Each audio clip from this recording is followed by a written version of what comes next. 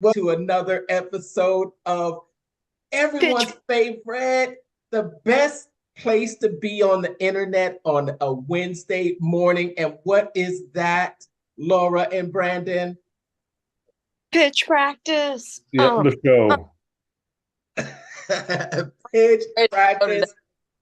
Yes, yes. Hey, welcome. Good morning. Good morning, everyone. I'm Mark, the guy behind the mental marketer in the private Facebook group, Funnel Building 101, helping you leverage the power of sales funnels to build the lifestyle business of your dreams. And today we're here with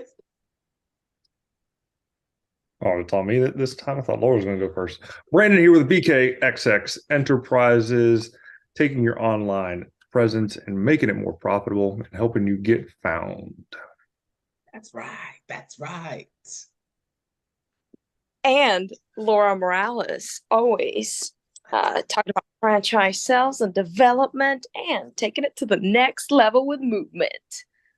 That's it. What's up? Movement. Oh man, we're still getting into Alex Hormorzi's book, 100 million offers. We're almost finished. We must be close to 75% done at least. Yeah. But we went over a couple of chapters today, and that's what we're going to be talking about today. If you're listening out there, go ahead and smash that heart button. Give us a like, give us a heart, or what other reactions are there? Like a Money carrot, sign. A a money what? sign. A A mo- money sign. yeah, a money sign. Give us a thumbs up, or what I like. One of my favorite emojis is I want to throw the fist bump out there. Boom, like that. Yes. Shoot this out to more people. And we didn't really discuss. We just actually listened to the chapter today, but I want to take it a step further. And let me share something on my screen here. All Let, right, do it. let me share something on my screen. All right. Can we see this? Yeah. All I can, right. You see that there? Mm-hmm. yeah. The Uh, website. what'd you say? The website? Yes, yes. So for those out there who are not aware, um, this book, the book that we're reading right now, and the book that we're going over has an accompanying online course that you can actually visit. And it got a nice few things to download, but I thought we would actually uh, just kind of look at it today as we go through the chapters that we covered today, which were, what was it? Urgency, which is another part of offer creation, right? Yeah. And Urgency and bonuses. bonuses.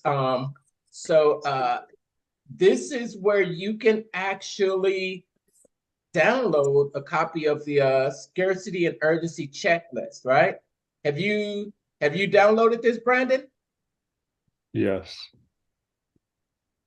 You have. You want to check it out? Should we take a look at it? Yeah, that would be great. I have not seen this. You've not seen it? Okay. So let me go ahead and okay, boom, just click that and you guys can see it, right?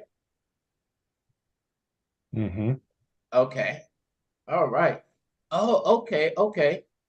Ah, ah. You notice here, I think he did make a good distinction between scarcity and urgency. Scarcity relates to the number of units available, right? Right. And their availability. And urgency relates to the amount of time. So when we're trying to add this scarcity and urgency, what we're trying to do really is trying to give people a reason to act now, right? All Right. right. Yeah. And this is tell us some of the biggest takeaways you had from this here, Brandon. Well, I can tell you maybe Okay. that I don't have a clue right now. Give me 2 seconds. Okay. I mean, it's a great PDF checklist to make sure that you are staying in line with your offer, that you're not overextending yourself with your offer by overselling, and therefore overpromising and under delivering. But it also puts it on the consumer as well by setting up those time frames to sign up or to purchase. That will then limit the number of clients that you would bring in that you can take, just based on testing and modeling, that you pitch to 100,000 people, 1% of them are going to buy now, so that gives you what, 10,000. If you can handle 10,000 people that buy now, great, fantastic, roll with it. But if you know that can't, then shorten that time to you have to buy in the next 30 minutes. Maybe 1% of 1% buy in the 30 minutes. So that's 1,000 people. You got it. And you at least hit what you needed to hit. And you can take on at least 1,000 people to the offer. So that's a good breakdown of how to set up your offer for scarcity and urgency. What about you, Laura? Yeah, I think for me, the thing that I, kind of keep coming back to was, first is, if you want to have great urgencies, you got to have deadlines. A deadline is like, no, this is where it ends. This is where we need a real decision, right? So for me, that's always a big thing, because I'm in the franchise development world, which I'm always thinking about, you can't just keep looking around. Like, you got to give us a decision. We're at a yes or a no point, and anything less than a yes is a no. Just to be clear, right? So yeah, no, I think getting to a deadline of the urgency is such a big deal. And then the other thing that I thought was great about I think it was the next chapter. Can't remember if it was this chapter or the next chapter. It was all about when he talks specifically that if you do have different pricing, you have to let your funnel know, right? That funnel needs to be updated. I think many of us, and I'm talking about myself, we won't update somebody once the pricing has changed. But right when the cusp of everything about to change, that could literally urge somebody to pull the trigger on something that they're thinking about, right? And then maybe in between all that, you could also add a couple bonuses, right, to sweeten the deal. And another thing that I thought was great as well was when he talked about scarcity and adding bonuses, was when you add another bonus into the equation, if somebody's already said yes to the program, yes to the deal, and then you tell them, and by the way, we're going to go ahead and include X, Y, and Z, you sweeten that deal and you wow their experience when you're onboarding them as a customer.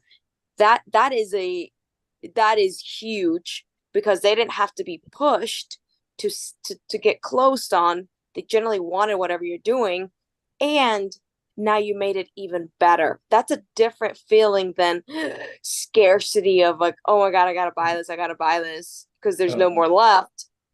And wait, what else can I get though? Right? That's a different approach to it. When he talked about urgency, I have always kind of looked at scarcity and urgency in the same way. But when he breaks it down and he talks about scarcity having to do with the quantity, limited quantities, because I think we all know that people will put things off. People will absolutely. They will People will put things put off. things off. I mean, and I'm talking about myself, right? I'm talking about all of us on this call. Like, Yeah. can you think of one thing you've put off yesterday? Right? Yep. I'll put off washing the dishes. Exactly. I did the same thing. That's what I was doing in there. I was finishing washing the dishes, right? So, yeah, because it's like there's no urgency on that. Like if I do it whenever, there's whatever, right? But I know, right? When I was a kid, my mom would tell me, you have until 4 o'clock today to do all these chores. And of course, my brother and I would wait till 3:45 to get started. Right? The urgency was the 4 o'clock was in 15 minutes. Let's show mom that we started. Yeah, and you know my dishwasher was just now running. I put off washing dishes last night too. But then people's tendency is just it's just human nature to put things off. And unless you nudge them, you give them a legitimate reason to actually act now.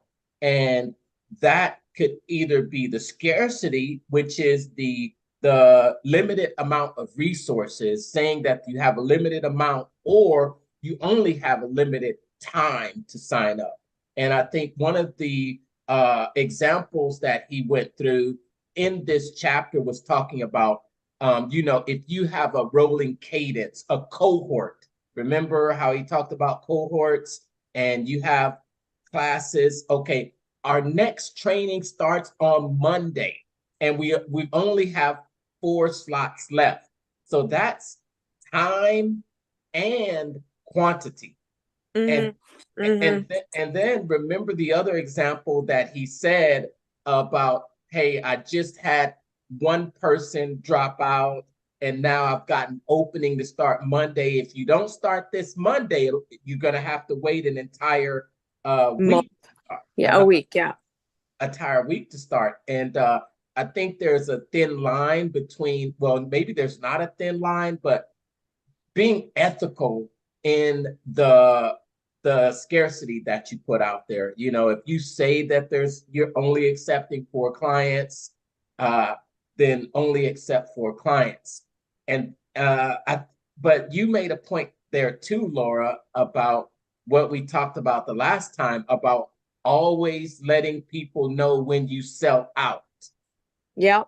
Always, if you sell out, always let people know, because now you've put it in their mind, oh, they always sell out.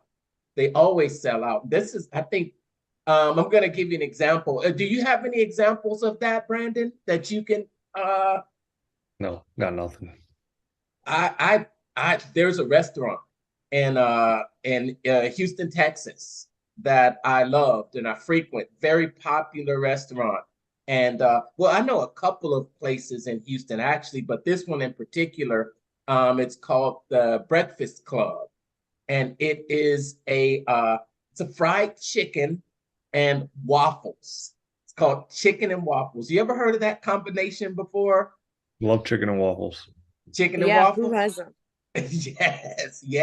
And it's a super popular place because when you go to the restaurant, there will be a line wrapped around the building for people to get in. They only open on weekends from, I think it's like 11 a.m. to 3 p.m. Or well, maybe it might be 9, but there's only like a limited time that you can get there, and there is only a limited amount of chicken and waffles that they serve. And do they have like a board or something where it says like now serving customer, kind of like the DMV, but like, now serving customer 59 out of 300 pieces of chicken that we have available. So we only have, whatever number of pieces of chicken available left. They don't have a board like that, but it's quite an experience when you go there. it's quite an experience because you're standing in line, you're meeting people from all over that have come specifically to have some of this chicken. They come from all over, and he created this icon of a restaurant simply by using scarcity and urgency. And I really thought that was genius. I always loved it. So you would pack your bags up. I mean, if it's a regular chicken and waffles or a place like McDonald's or just a regular chicken place, you feel as though you can go there anytime and get what you want, right? But when Mhm. you create that exclusivity, and then everybody knows that I gotta get there early because it will sell out. That's an example that I really thought of. That was a good example of scarcity and urgency. Yeah, there was I mean, speaking of that, a similar um restaurant, I guess you want to call it a restaurant or a bake shop, that when I was in Florida in Lakeland, called Born Bread. And I think they were open only on Saturdays. And again, it was limited hours. It was like 8 to 11. Like you had 2 hours to go get your bread. Usually they sold out Wow. then, Mhm. and um the line was wrapped around the block. Yeah, yeah. And it was good. I mean, they had breakfast sandwiches. They had like the best kind of specialty bread that you can buy for, a breakfast. And they built up that scarcity urgency every week that they knew they were only open on Saturdays. They may have did a second day like on a Wednesday, but I mean the primary day was Saturday. Uh, Interesting. That's interesting. I think maybe a major component of the scarcity is making a point that you sell out. Mm-hmm. Yeah, and telling people about it, right? Like Mhm. there is something great when you go somewhere and it says sold out, sold out, sold out. And even when I have territory maps that we send out to candidates, and anything that's sold or already been, awarded, we always make sure they know all these places have been sold, right? Because in their mind, it does start to create this crunch of, okay, these things are selling, right? So, example, if I sent somebody a map of Florida with all the units that we might have available, and then around it, they just see sold, sold, sold, sold, sold, sold, sold. They're like, oh my Oh, God. Like, it's kind of in a weird way a trigger to like yeah, let them know that we're we got to selling make a out. decision. We're going to sell out of this thing. Huh. That's an interesting point there because scream, you can scream scarcity and urgency all day. Yeah, you got to show people physically, like show them physical proof that it's sold, right? And kind of like when Grant says you always write people up, always present a proposal because people believe what that's in front of them in a proposal. I swear that always works. Either or, like for people to really make a decision. If things are written in writing, there's something psychological that it becomes material and real. So if somebody knows that things are sold and for sale, and kind of like you go on the street, right? Like we were Mhm. just driving around the neighborhood. There's like three houses, right? They said sold, sold, sold, sold, right? And it was the same real estate agent, right? What is that real estate agent telling you? I can sell your house. Yeah, yeah, you're communicating that, hey, if you don't get this now, this house that you want could have that same sold sign on it. So Mm. you don't have time to put this off.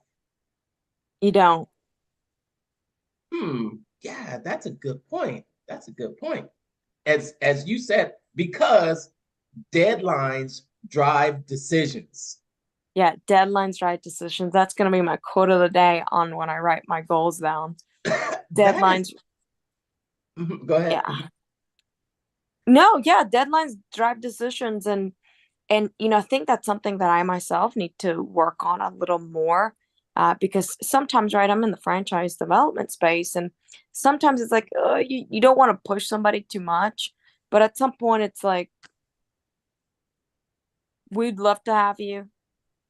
It's a yes or a no, right? Anything shorter than a yes, it's a no, right? So just be blunt with us. It's a yes or a no.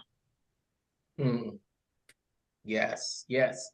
That's a good point. Deadlines, good thought to keep with me throughout the day because I am developing my offer. And when you read something, let's say uh you go and do this step, you're like, okay, I'm telling people to sign up or else uh you know they won't make it, but no one's signing up.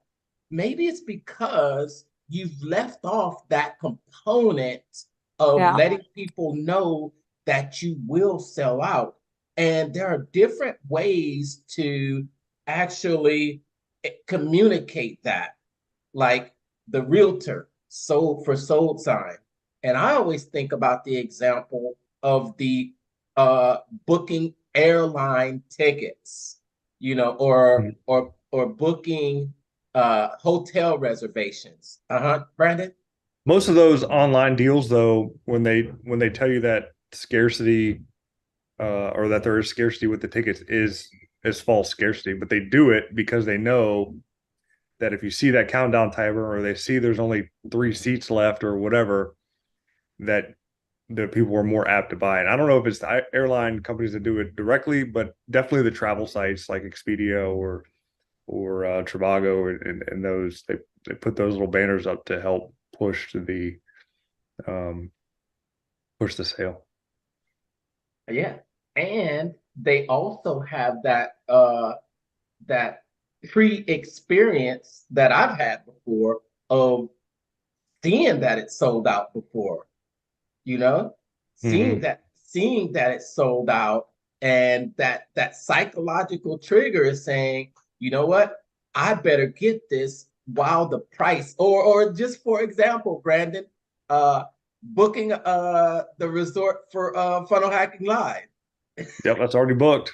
Got it. I'm already booked. Yeah, but I think what, last year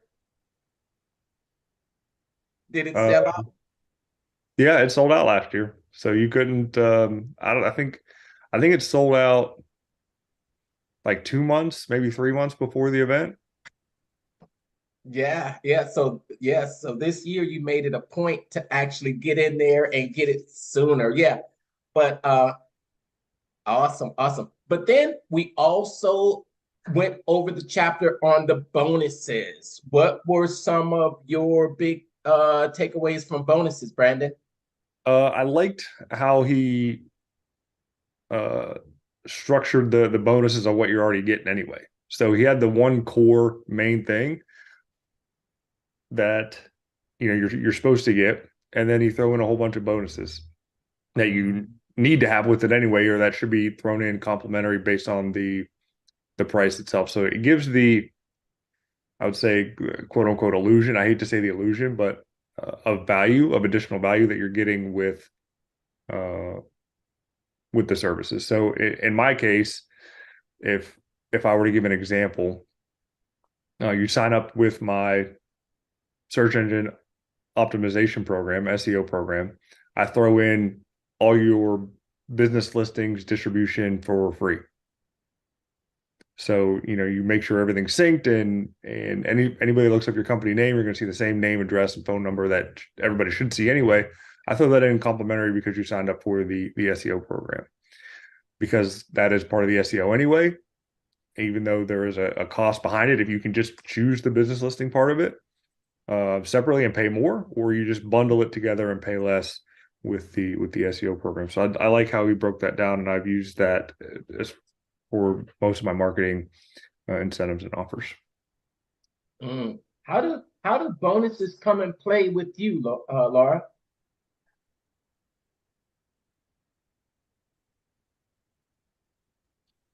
Bonuses Okay, there you for go. me are kind of um everything that I do is a little bit different because in franchise law, if you kind of do it for one, you might have to do it for all. Okay, yeah. So it's not just like, oh, I got to push this deal. I got to push this deal. So we got to be incredibly careful on how we do something. But, you know, in the past, you know, can't speak when or why this happened, but I'll give you an example of, you know, sometime in my franchise career, I'll just put it that way. It's kind of the track down. You know, one of the ways that we added a bonus to a deal was they were looking at 3 units. So we just combined those 3 units and made them 2 units. So they got a unit territory as a bonus, as long as they would do the deal by a specific time. So they did the deal. Right. So that's like a different way to frame the offering, where we could legally kind of say that, and we didn't have to disclose it to any other buyer. Because when you're in the franchise world, everything you do is done by disclosures. So if I do something with you, I can't give Brandon a different deal. And if I do, in some states, I have to disclose to you what I gave Brandon. So that could put me in a disadvantage where like my list just gets longer on the things that you might want from us. How is that fair? And how is that a system? That's like 20 different systems once you start adding additional kind of perks to something, right? You know, and then, you know, again, sometime in my franchise career, one thing we did was, you know, we did something very unique to a specific location, right? It was based on, if they did X, we would allow them to have the future opportunity to buy a surroundings at the current fees as opposed to future fees. So in the franchise space, everything changes every single year. So because the value changes of things, right? So a unit today, I don't know, might be worth, I'm just making up a number, $100,000. A unit in 10 years might be worth $500,000, right? To buy a territory, right? I'm thinking, right? Because then, right, time means you have more units, you have more support, you have a bigger brand name, right? And so on. Which means in the future, if we allowed somebody to buy something that's $500,000 for $100,000, that puts them at an advantage. Yeah. Future value instead of present value. So we've allowed, right, in order to add urgency to a deal, how about in the future, even if it's 10 years from now, we would allow you to buy the territories adjacent to you for the same price that you bought them today, as opposed to future price. He made a point in this chapter about making your bonuses solve the next problem. Yeah. Remember how he said that you want to solve the problem that they didn't know they would have. And then he gave the example of like every single infomercial out there. But wait, there's more. You know, I love how you get one knife for $37, and then you get the matching set of 37 more knives for free. But interesting because, okay, Brandon, we've gone through training about Miffy, the most incredible free gift ever. Yep. Yes, and we saw some examples where the bonuses that you give are even more attractive than the item itself, which was interesting because I think Alex said that you don't want to make the you don't want to make the bonuses more attractive than the thing itself. Those were Yeah, that's fair. my That's big fair. takeaways. Uh-huh. Yeah, I mean, for the MIFKs that I've taken part of in the magnetic marketing and the ClickFunnels world, I like having the physical materials more than the digital materials. Okay. Something about touching it, flipping the pages, and reading it as opposed to sitting down and watching a video for an hour. It's, I don't know, the mental capacity is there longer for flipping through, the cookbook or the 30 days book to get the notes and the inspiration that you need. Not to say all the digital stuff isn't great. I mean, Funnel Hacking You or Funnel, what is it? All the courses in Funnel Funnelflix. Funnelflix. Funnelflix is probably the best collaboration of marketing and sales material ever. And even better than Cardone's. Sorry to say it, but it's a little bit better than Cardone U. Cardone does a good combination of physical and digital info products too, right, Laura? He does. Yeah. Okay. He does. Yeah. One my biggest takeaway from the chapter was when he talked about the different types of bonuses, and then he said, you want to record everything. Did you remember when he said that part?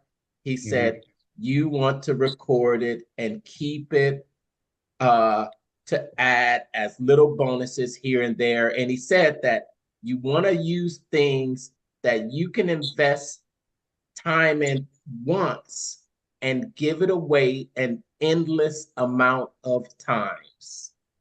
I thought that was good. So for you, Laura, I don't know. I know how you have all these rules and everything, but I thought, okay, once someone gets a franchise, what is the next problem that they will solve, that they need to be solved? Is it a list? For example, after someone say someone gets built a challenge funnel, right? Okay, now what do they need? They need to generate traffic for that For the funnel. Yep, for that funnel. Brandon can do that with his SEO. He can do that with running ads. Yeah. And he talked about, I love how he broke around about using referral partners as bonuses too. Yeah. And those are some of my biggest takeaways. Yeah, using referral partners, that's something that I hadn't really thought about, but that makes sense. How he was talking about the supplement company and how he used the same supplement company, and if they had athletes, the athletes would get a revenue share of like 40% of whatever they've sold, right? In the franchise space, the next thing somebody needs as soon as they launch, as soon as they're going, is that the biggest thing with any company is sales, right? Mm-hmm. So no matter how good something is, no matter what it is, you need people. You need to sell shit. You need to sell stuff. You need people knocking on your door. Yeah, you need people calling. Yeah. Yeah. So, one of the things that I've done with like the current franchises that I work is we do all those sales for people, right? Not me, but there's an entire team that does all the sales. And so what happens is like example, one franchise very specifically that I represent talks about how you have to spend a minimum of X amount every single month in order to go drive traffic into your business, right? And what happens with most entrepreneurs, people that become now like self-employed, the next thing is like, okay, I'm generating all this demand, but like I don't have time to call these people, right? And because you're the thing that people put up the most, especially when they start a business, is sales. So they'll do all this great marketing, And now they have all this pipeline, but they don't know how to follow up with these folks or how to really talk to these people. Because maybe, right, if you start a franchise, right, maybe you're like, you're somebody that maybe came out of corporate, you've had a great 20-year run somewhere, and now all of a sudden you're doing a little bit of everything, and you're not good at sales. You've never been doing sales. You're wearing a lot of hats. You're wearing too many hats, right? So the best franchise systems actually take off all those things that you would be good at, especially the sales portion, right? Because when a customer wants something, you should contact them immediately, as opposed to when you have time. It's not about you, it's about them, it's about the service, it's about expansion. The biggest error people make in the franchise space is working in the business, not on the business. And what we mean by that is you need to always go get more customers, go and expand this thing, go and scale this thing, right? Don't worry about too much about mechanics. That's why you have a franchise system, and that's why you have other peers that are doing better than you, right? So then you need to go and rely on other peers and start understanding how other people are doing things, right? That's why you always contact your franchise consultant coach, right? That's probably part of that franchise system. It's always about how is the next guy doing it, right? And when you're a franchise owner, you can have real transparency in numbers and procedures, because the secret sauce of the system is what you're buying into. So how did somebody scale this to like high six figures, right? Because I just started, and I can't even do this for like a month, and I'm barely making like one figure, right? Trying to figure out how to do this, right? Okay, what's broken here, right? That's why you bought into a franchise system. That's why you need to go and ask for help. So the next thing that somebody really needs to do is be willing to be wrong. Awesome. If we tell you to go left, go left. Okay. We're almost finished here. We're less than almost a minute and a half. But that's a great point. As we wrap it up today already, yeah, time flies, doesn't it? Absolutely does. It absolutely does. All right. Final words, real quick. You're gonna have 30 seconds. Brandon. Give until it hurts. Oh yeah. Give some more. All right. And 30 seconds, Laura. Deadlines drive decisions. Yeah. So use deadlines every single day when you're speaking to people. Yeah. And just to close it out, people will need a reason to take action. If not, human nature is going to keep them where they are. And if you're wondering why people aren't moving, it's because you haven't given them a reason to move and move now. Otherwise, they'll take their own precious time. So make sure to add some urgency, add some scarcity, but do it ethically. Be true to yourself and true in what you are able to do. All right, family. It's always a pleasure. Thanks for joining us. Go close the deal, everybody. Every week on Pitch Practice, the show. Pitch Practice. All right, you guys. Bye, everybody. Have a wonderful week. Have an awesome day. Have an awesome week. See you next time.